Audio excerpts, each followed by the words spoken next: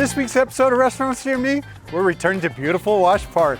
I'm your host, Larry Hers. I'm gonna take you to 5 restaurants in 5 hours. Let's eat!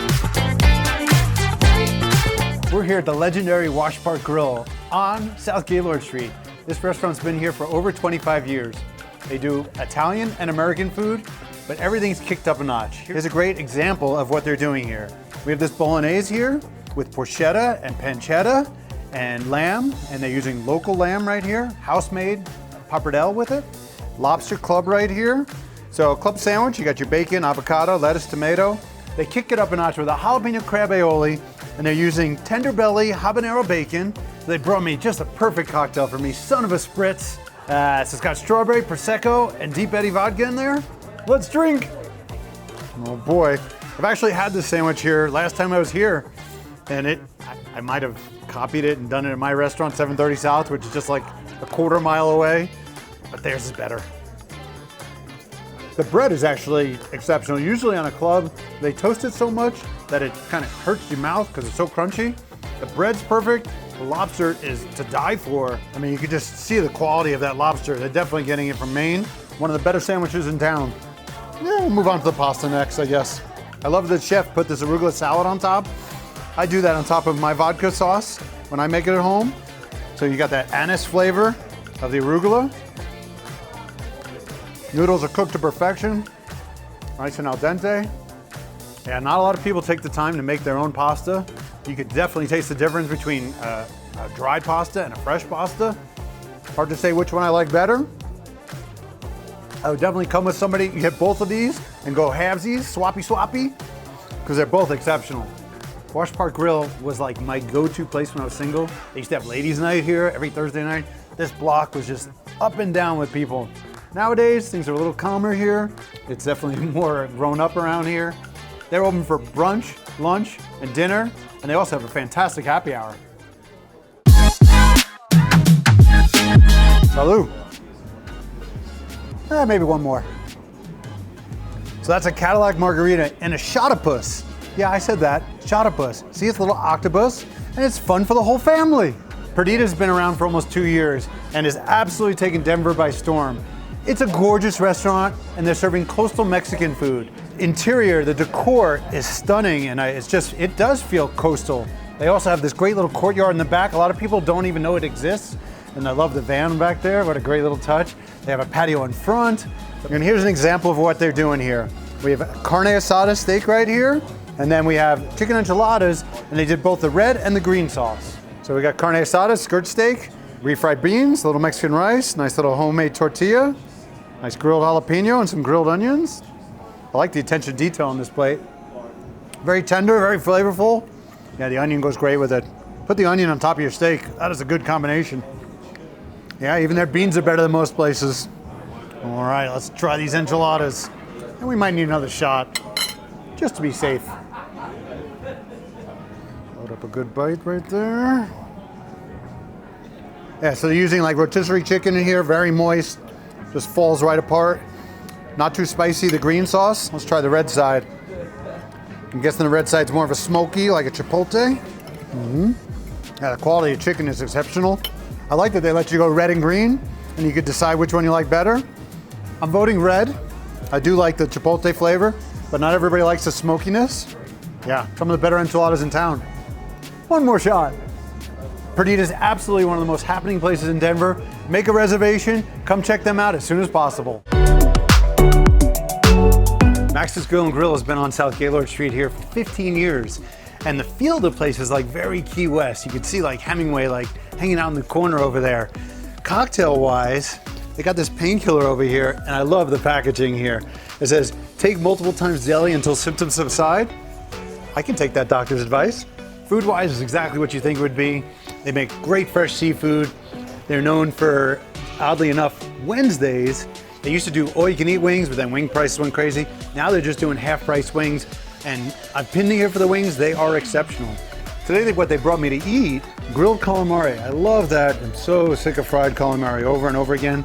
And then you got a crispy polenta cake, a little tomato olive salad, and then tomato vinaigrette and arugula. Let's give it a whirl. Very tender to cut. That absolutely works. those flavors go together. I don't understand how. I mean, I'm pretty creative in my cooking, but I would never consider putting calamari and polenta together. But whenever I talk about best lobster rolls in town, people ask if I've been to Max's Gill and Grill, and I have, but I'd never had their lobster roll before. So when you have lobster rolls, you have a choice. Most places cold or warm. Here they're doing a cold one. I do prefer the cold one. This is the more traditional New England style. That's a 10. No surprise. This is the way you do it. This is the perfect bun that you do for a lobster roll.